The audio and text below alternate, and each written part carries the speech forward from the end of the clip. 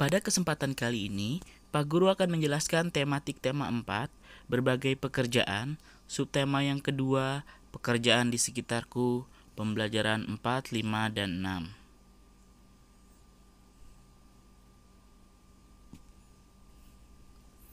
Ayo berdiskusi.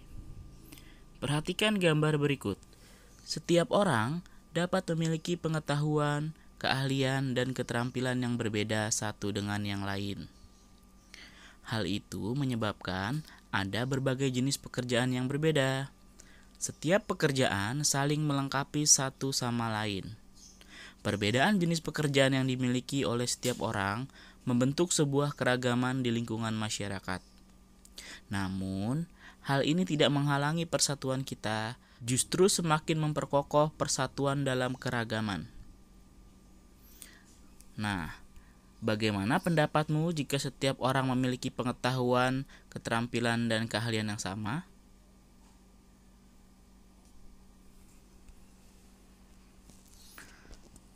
Ayo membaca, memberikan pendapat tentang sikap tokoh dari cerita yang dibaca. Nah, bacalah teks yang berjudul Pengabdian Dr. Ida di buku tematik 4D halaman 59. Baca dengan baik dan seksama. Kalau sudah, berdasarkan proses di atas, jawablah pertanyaan-pertanyaan berikut ini. Yang pertama, hal apa saja yang dilakukan oleh Dr. Ida untuk warga di desanya? Yang kedua, apa alasan Dr. Ida melakukan hal-hal tersebut?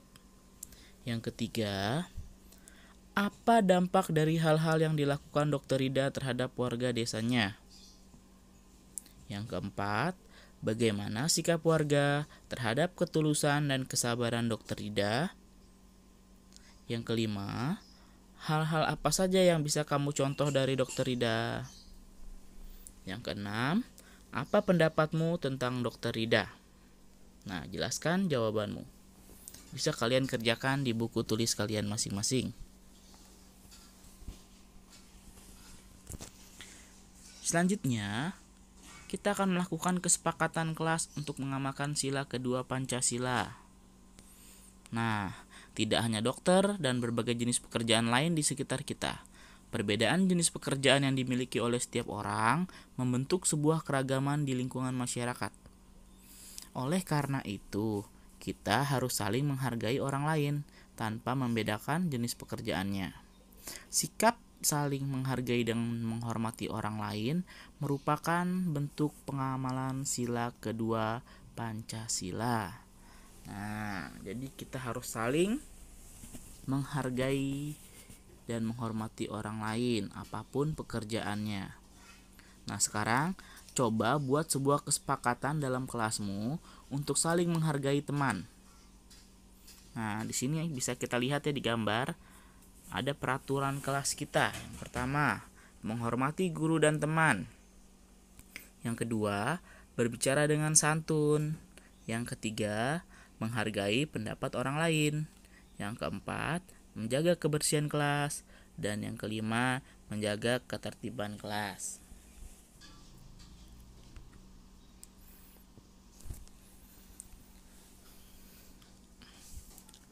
Ayo berdiskusi. Nah, bisa dilihat ini Nina sedang membantu orang tuanya di pekarangan. Nah, pada akhir pekan, keluarga Nina selalu meluangkan waktu untuk bekerja sama membersihkan kebun di rumah mereka.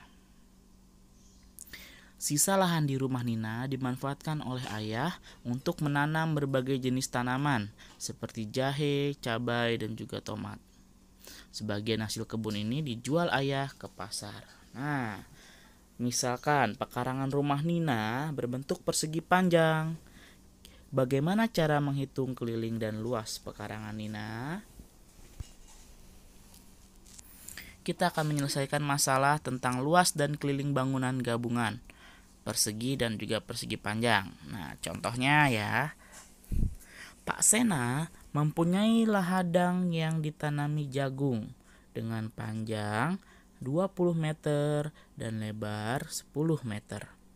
Suatu hari, ia memperluas ladangnya tersebut dengan membeli lahan di sebelahnya.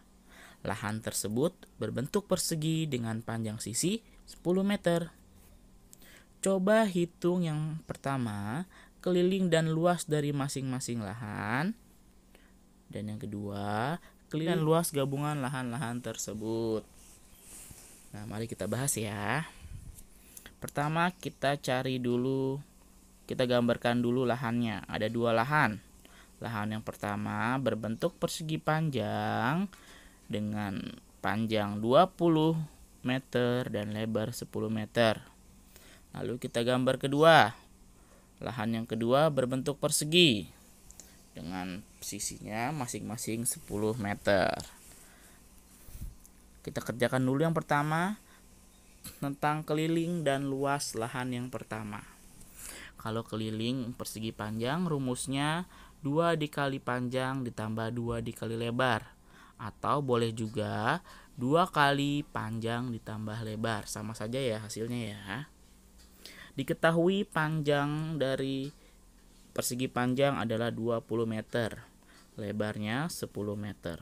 Jadi keliling persegi panjang sama dengan 2 dikali panjang ditambah 2 dikali lebar. Jadi 2 dikali 20 ditambah 2 dikali lebarnya 10. Kalau sudah, tinggal kita jumlahkan. 2 kali 20 sama dengan 40. 2 kali 10 sama dengan 20. 40 ditambah 20 sama dengan 60 meter. Ini kelilingnya.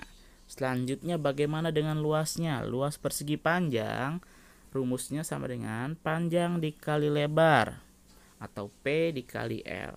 Panjangnya tadi 20 meter. Jadi 20 dikali 10. Hasilnya 200 meter persegi. Kalau luas menggunakan satuannya meter persegi. Selanjutnya, lahan yang kedua, bisakah kalian mengerjakannya? Panjang sisinya tadi 10 meter. Keliling persegi adalah rumusnya 4 dikali sisi.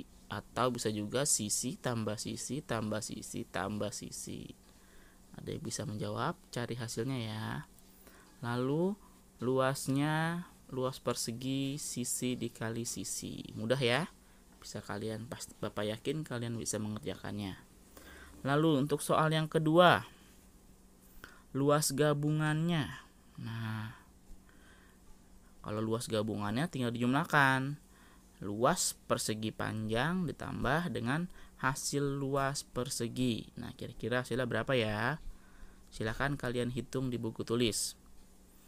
Nah, untuk keliling lahan gabungannya, lahan persegi dan persegi panjangnya, caranya seperti di bawah ini.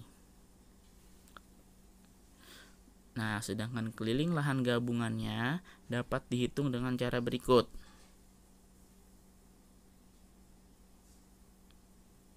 A ditambah B tambah C tambah D tambah E dan tambah F. Ditambah semua ya. Nah, itulah hasil keliling gabungan dari lahan dari Pak Sena. Menjelaskan hasil identifikasi tentang kegiatan ekonomi dan berbagai pekerjaan yang terkait di lingkungan sekitar. Nah, apa makanan pokok kalian? Ya, pasti rata-rata menjawabnya nasi ya. Tapi di beberapa wilayah di Indonesia ternyata bukan nasi yang dikonsumsi sebagai makanan pokok, melainkan jagung. Jagung dikonsumsi sebagai makanan pokok pengganti nasi. Nah, salah satu daerah yang masyarakatnya mengkonsumsi jagung adalah Desa Woluli Belelu, Nusa Tenggara Timur. Jagung diolah menjadi bubur yang disebut dengan jagung bose. Nah, jagung bose ini biasanya dimakan bersama lauk berupa daging ataupun ikan. Nah, tahukah kamu bagaimana ikan yang ditangkap nelayan dapat sampai ke meja makanmu? Perhatikan gambar proses distribusi ikan berikut. Ikan ditangkap dari laut, sungai, ataupun danau oleh nelayan. Lalu ikan-ikan tersebut dibawa ke pasar. Lalu ikan tersebut dijual di pasar.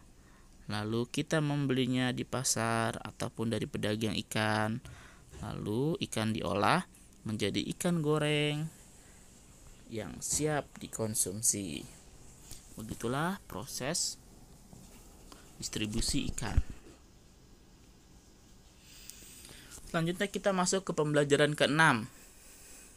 Menilai unsur moral cerita atau pesan moral menggunakan pendapat pribadi. Nah, ada yang tahu pesan moral itu apa? Ya, pesan moral merupakan kalimat tersirat yang berisi saran, anjuran, ataupun nasihat bagi pembacanya, atau biasa kita sebut dengan pelajaran berharga dalam kehidupan. Jadi pesan moral itu biasanya terdapat atau tersirat di dalam suatu cerita yang berisi pelajaran berharga yang bisa kita ambil untuk kehidupan kita sehari-hari ya. Nah, bisa kalian baca di teks Cita-Cita Rani dalam buku kalian. Buku tematik 4D halaman 72. Nah, di situ ada teks atau cerita yang berjudul Cita-Cita Rani. Kalau sudah, berdasarkan teks di atas, jawablah pertanyaan berikut. Selanjutnya, kita akan membedakan sikap yang baik dan sikap yang tidak baik dikaitkan dengan nilai-nilai Pancasila. Yang pertama, sikap yang baik ada menghormati sesama umat beragama. Nah, sikap yang tidak baiknya tidak mau berteman dengan teman yang berbeda agama. Selanjutnya, sikap yang baik menolong teman yang sedang kesusahan. Sikap yang tidak baiknya tidak mau menolong teman yang kesusahan. Yang ketiga, menggunakan produk dalam negeri. Yang ketiga, mencintai produk asing. Yang keempat, menyampaikan pendapat dengan sopan. Yang tidak baiknya, memaksa orang lain untuk mengikuti pendapatnya. Yang kelima, membiasakan hidup hemat. Dan sikap yang tidak baiknya, bersikap boros. Demikianlah pembelajaran kita kali ini. Sampai jumpa di pembelajaran selanjutnya.